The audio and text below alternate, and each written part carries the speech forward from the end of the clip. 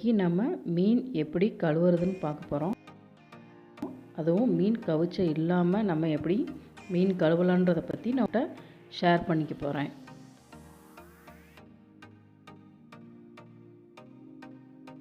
தண்ணி ஊற்றிக்கிங்க. தண்ணி நல்லா மீன் முழுகிற அளவுக்கு நல்லா தண்ணி ஊற்றிக்கிங்க. இப்போ நல்லா அதை கலந்து விட்டுருங்க.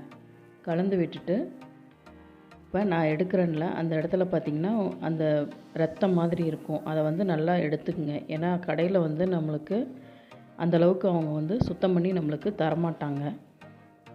நாம் தான் வீட்டில் வாஷ் பண்ணிக்கணும். ஏன்னா அது இருந்துச்சுன்னா கொஞ்சம் நம்ம கசப்புத்தன்மை வரும் நம்மளுக்கு சாப்பிடும்போது. அதனால் அதை நல்லா க்ளீன் பண்ணி எடுத்துக்குங்க. இதே மாதிரி ஒவ்வொரு மீனையும் எல்லாம் வாஷ் பண்ணி நம்ம எடுத்துக்க போகிறோம்.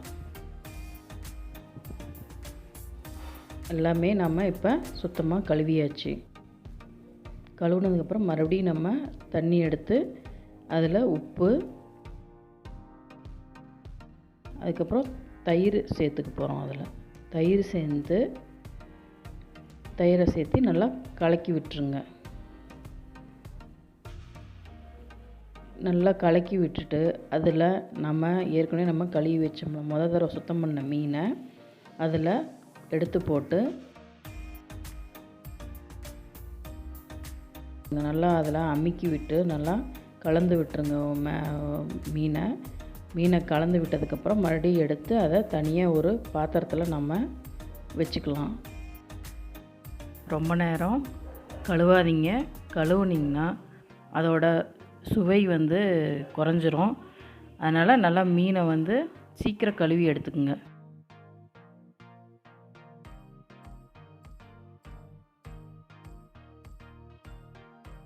மறுபடியும் உங்களுக்கு தேவைப்பட்டால் நீங்கள் இன்னொரு முறை அலசிக்கலாம்.